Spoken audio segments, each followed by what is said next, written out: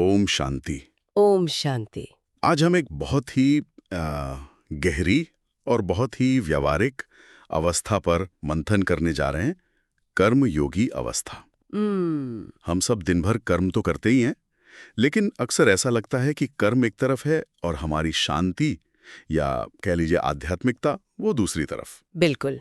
तो मेरा एक सवाल है, क्या ये संभव है कि हम मान लीजिए ट्रैफिक में फंसे हुए हैं या ऑफिस की मीटिंग में हैं या घर का काम कर रहे हैं और उस दौरान भी निरंतर योग की एक गहरी शांति की अनुभूति में रह सकें? ये आज के जीवन का मुझे लगता है सबसे महत्वपूर्ण प्रश्न है और आज के हमारी चर्चा का लक्ष्य भी यही है कि मुरली के गहरे ज्ञान प्रकाश में इसी रहस्य को खोला जाए। अच्छा। कर्म योगी का वास्तविक अर्थ क्या है और उस अवस्था को अपने जीवन में हम सहजता से कैसे उतारें। बिल्कुल, क्योंकि जैसा बाबा भी कहते हैं ना, है ना, कि मेरे सब बच्चे ज्ञान में तो व्यास बन गए, लेकिन अभी अभ्यासी बनने की जरूरत है। हाँ, बिल्कुल। तो आज हमारा इरादा केवल ज्ञान दोहराना नहीं है, बल्कि एक सच्चा अभ्यासी बनने की प्रेरणा लेना है। चलिए, तो इसी भावना के साथ इस गहरे विषय में उतरते हैं। तो चलिए से खोलते हैं। जब हम ये शब्द सुनते हैं कर्म योगी, तो इसका असली मतलब क्या है? क्या ये सिर्फ इतना है कि भाई काम करते करते बस ऊपर ऊपर से भगवान को याद करने की कोशिश करना? ये एक कह सकते हैं एक बहुत आम धारणा है, लेकिन कर्म योग इससे कहीं ज्यादा गहरा है। मुरली के अनुसार कर्म योगी का अर्थ है हर कर्म योग युक्त हो। अच्छा। कर्म अलग और योग अलग नहीं। ये एक ऐसी अवस्था है जहां कर्म में योग और योग में कर्म दोनों का एक बहुत सहज और स्वाभाविक संतुलन हो। मतलब ये दो अलग अलग गतिविधियां नहीं हैं? नहीं, ये कोई अलग से करने वाली क्रिया नहीं, बल्कि एक स्थिति है, एक ऐसी अवस्था जहां हम निराकारी आत्मिक स्वरूप में स्थित होकर इन कर्मेंद्रियों से कर्म कराते हैं। हम कर्ता नहीं, बल्कि कराने वाले मास्टर बन जाते हैं। बिल्कुल। कई लोग इसे हठ योग से भी जोड़कर देखते हैं, जहां योगी कठिन आसन लगाकर तपस्या करते हैं। क्या इसमें कोई समानता है? हाँ, ये समझना बहुत जरूरी है कि राजयोग का कर्म योग हठ योग से बिल्कुल अलग है। हठ योगी क्या करते हैं, वो शरीर को कष्ट देकर एकाग्रता साधते हैं, जैसे एक टांग पर खड़ा होना या सूर्य की तरफ देखना। लेकिन बाबा मुरली में एक बहुत सुंदर रहस्य खोलते हैं। वो कहते हैं कि उन्होंने हमारी ही कॉपी की है, लेकिन उल्टी। अच्छा, वो कैसे? बाप ने सिखाया कि बुद्धि में एक संकल्प धारण करके बैठो, तो उन्होंने शरीर से एक टांग ऊपर कर ली। बाप ने कहा ज्ञान सूर्य के सम्मुख रहो, तो उन्होंने स्थूल सूर्य की तरफ मुख कर लिया।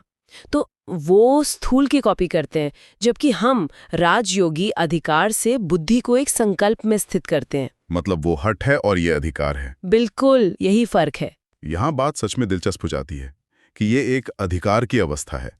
तो इस अधिकार की अवस्था में रहने से मिलता क्या है? इसके व्यवहारिक फायदे क्या हैं? इसके अनुभव बहुत श्रेष्ठ हैं।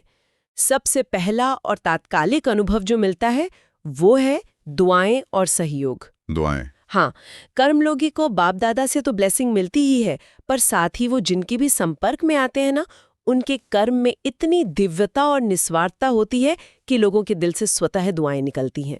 अच्छा। हर कोई उनका सहयोगी बनना चाहता है। ये बहुत दिलचस्प है, क्योंकि ये सिर्फ एक आंतरिक अनुभव नहीं रह जाता, इसका प्रभाव बाहर भी दिखाई देता है। निश्चित रूप से। और जहां दुआएं और सहयोग है, वहां क्या होगा? सफलता। सफलता तो निश्चित है। तो दूसरा फायदा है सफलता। कर्मयोगी आत्मा कर्म का फल तुरंत भी अनुभव करती है और भविष्य के लिए भी जमा करती है, मतलब डबल फायदा। और तीसरा फायदा है एक श्रेष्ठ वायुमंडल का निर्माण। जब हमारी स्मृति श्रेष्ठ होती है तो स्थिति भी श्रेष्ठ होती है। इससे एक ऐसा शक्तिशाली ऑरा बनता है जो दूसरों को अपने आप आकर्षित करता है, भले ही उन्हें ज्ञान न हो। और शायद इन सब फायदों से भी ऊपर जो सबसे बड़ा फायदा है वो कर्म के बंधन से मुक्ति है। बिल्कुल, सबसे बड़ा फायदा है कर्मातीत अवस्था का अनुभव। कर्मयोगी कर्म करते हुए भी न्यारा और बात का प्यारा रहता है। और यहाँ कर्मातीत का अर्थ कर्म छोड़ना नहीं है ना? नहीं, बिल्कुल नहीं। इसका अर्थ है कर्म के बंधन में फंसने से अतीत होना। मतलब कर्म करते हुए भी उसके प्रभाव से, उसके अच्छे बुरे फल के लगाव से मुक्त रहना। और मुरली में ये भी आता है कि जब ये अवस्था पक्की हो जाती है तो कर्म एक खेल बन जाता है। हाँ, ये बहुत सुंदर अनुभव है। कितना भी मुश्किल काम हो, वो मेहनत नहीं बल्कि मनोरंजन लगता है। जैसे मल्ल युद्ध में मेहनत तो बहुत होती है, पर उसे खेल समझकर करने से मजा आता है। सही बात है। वैसे ही कर्म योगी के लिए हर कर्म एक खेल है। संकल्प में भी मुश्किल का अनुभव नहीं होता। ये सुनने में बहुत शक्तिशाली लगता है, लेकिन यहाँ एक स्वाभाविक प्रश्न उठता है। जी, अगर ये अवस्था इतनी श्रेष्ठ है तो अक्सर अभ्यास में ये निरंतरता क्यों नहीं रहती? हम जानते हैं कि ये सही है, फिर भी मुश्किल क्यों लगता है? ये एक बहुत महत्वपूर्ण और व्यावहारिक प्रश्न है, और मुरली में बाबा इसका बहुत स्पष्ट कारण बताते हैं। क्या? इसका मुख्य कारण है इंद्रियों द्वारा अल्पकाल के भोग भोगने में व्यस्त हो जाना। भोग? हाँ, बाबा एक बहुत सुंदर उदाहरण देते हैं कि जैसे कलयुगी राजा भोग विलास में मस्त होकर अपना राजकाज भूल जाते हैं, वैसे ही आत्मा जब इंद्रिय सुख के भोग में व्यस्त होती है तो अपना निजी और असली कार्य यानी योग भूल जाती है। जहाँ भोग है वहाँ योग नहीं रह सकता। मतलब हमारा ध्यान बाहरी सुखों में इतना चला जाता है कि हम अपने असली स्वरूप को ही भूल जाते हैं।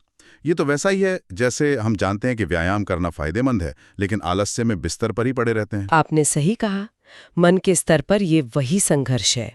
और दूसरा कारण है अभ्यास की कमी। अभ्यास की कमी। आना चाहें, जितनी देर लगाना चाहें उतनी देर लगा सकें। अभी अभी परमधाम निवासी, अभी अभी फरिश्ता और अभी अभी साकार में कर्मयोगी। ये अधिकार की स्टेज लाने के लिए निरंतर अभ्यास चाहिए। बिल्कुल। तो इस सबका समाधान क्या है? इस चुनौती से पार कैसे पाया जाए?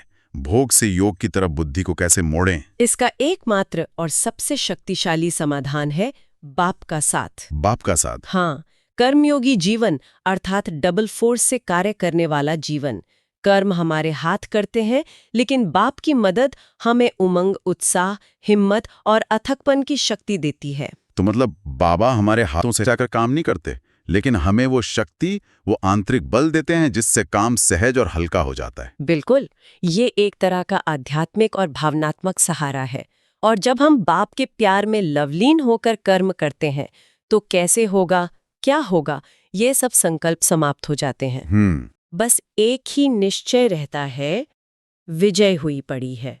क्योंकि ये किसी आत्मा की हिम्मत नहीं, परमात्मा की हिम्मत और परमात्मा की मदद है। वाह! इसलिए बाबा हमें रूहानी कर्मयोगी फरिश्ते देखना चाहते हैं।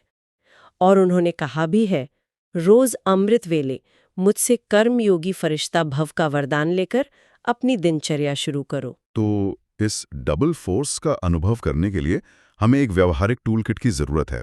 कुछ ऐसी तकनीकें, कुछ अभ्यास जो दिन भर के छोटे छोटे कामों में इस साथ का अनुभव बनाए रखें। जी बिल्कुल। जो अभ्यास हम अब चर्चा करने जा रहे हैं वे अणुशक्ति नगर की एक विशेष रूहानी साइंस के गहरे मंथन से निकले हैं। अच्छा। हाँ, वहाँ आत्माएं ध्यान और अभ्यास के लिए नए नए उपकरणों और तकनीकों पर गहरा चिंतन करती हैं। उन्होंने निरंतर कर्मयोगी बनने के लिए 30 पॉइंट्स का एक बहुत सुंदर गुलदस्ता तैयार किया है। 30 पॉइंट्स?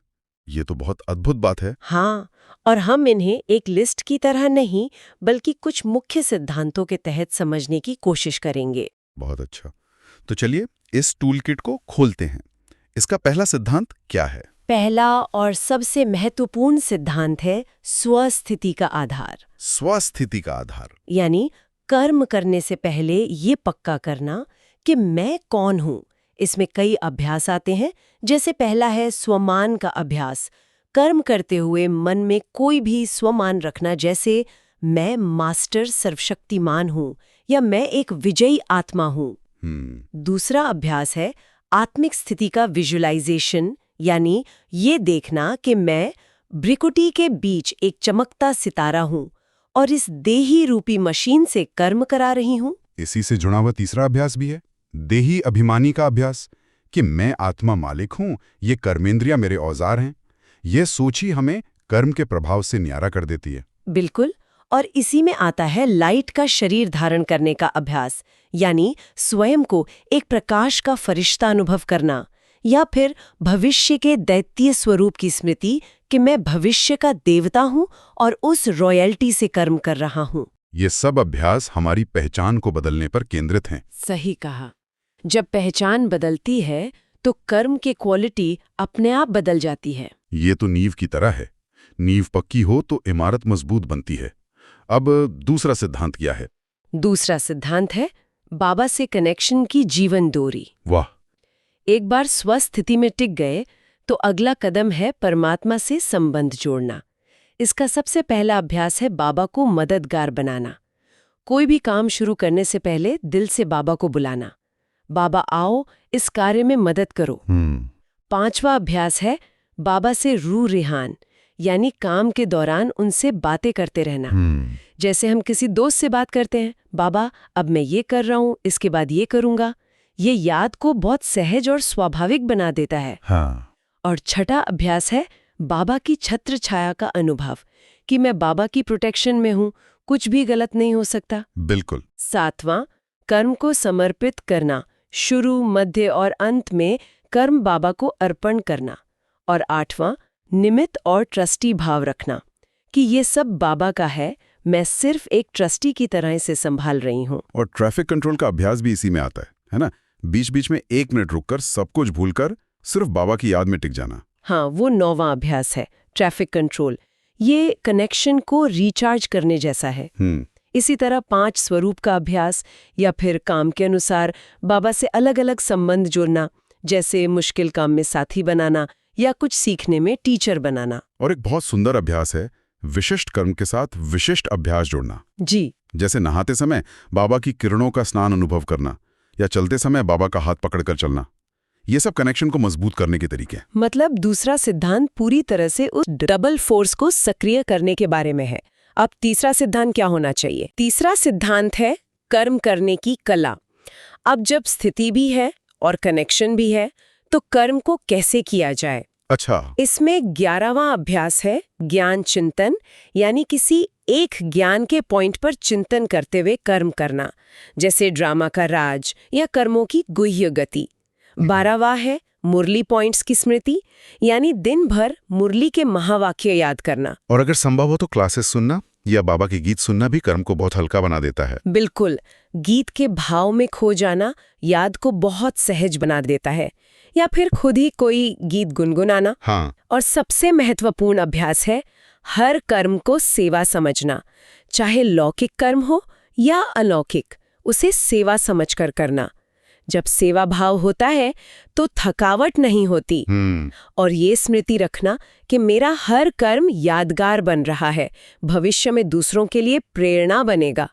और एक बहुत शक्तिशाली स्मृति है धर्मराज की स्मृति, कि बाबा धर्मराज बनकर मेरे हर कर्म को देख रहे हैं। इससे तो कर्म में बहुत अलर्टनेस आ जाती होगी। बिल्कुल, ये कर्म की क्वालिटी को ही बदल देता है। और अंतिम सिद्धांत क्या है? चौथा और अंतिम सिद्धांत है श्रेष्ठ वृत्ति का विस्तार, यानी मेरी आंतरिक स्थिति का प्रभाव बाहर की दुनिया और दूसरे लोगों पर कैसे पड़ता है। अच्छा। इसमें 19वां अभ्यास है शुभ भावना का चालीसा, यानी सर्वात्माओं के प्रति शुभ भावना रखना, दूसरों को आत्मिक स्वरूप में देखना, देह के रूप में नहीं, निरंतर सकाश देना, चलते फिरते सबको मन ही मन शक्ति की किरणें देना। और हर आत्मा की विशेषता देखना, उनके अवगुणों की बजाय गुणों पर ध्यान केंद्रित करना, और सबके लिए मन में शुभ भावना शुभकामना रखना।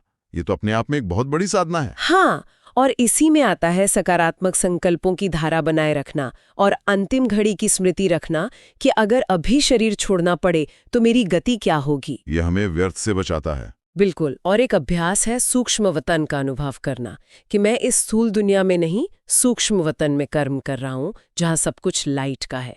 तो ये 30 अभ्यास इन 4 सिद्धांतों के तहत एक संपूर्ण जीवन शैली बन जाते हैं। वाकई ये बहुत ही शक्तिशाली और व्यावहारिक अभ्यास हैं। ये सिर्फ 30 पॉइंट्स की लिस्ट नहीं, बल्कि कर्मयोगी जीवन जीने का एक पूरा रोड मैप है। और जैसा बाबा कहते हैं, अंतिम पेपर में पास होने के लिए बहुत काल का अभ्यास चाहिए। हमें ज्ञानी के साथ साथ अभ्यासी बनना है, और यह अभ्यास उसी यात्रा में मदद करते हैं। बिल्कुल। इन अभ्यासों को अपनी दिनचर्या में शामिल करके हम सहज ही कर्मयोगी अवस्था को अनुभव कर सकते हैं। ये बोझ नहीं, बल्कि एक सुंदर खेल बन जाता है। तो आज हमने समझा कि कर्मयोग हर कर्म में परमात्मा के साथ का एक उत्सव है।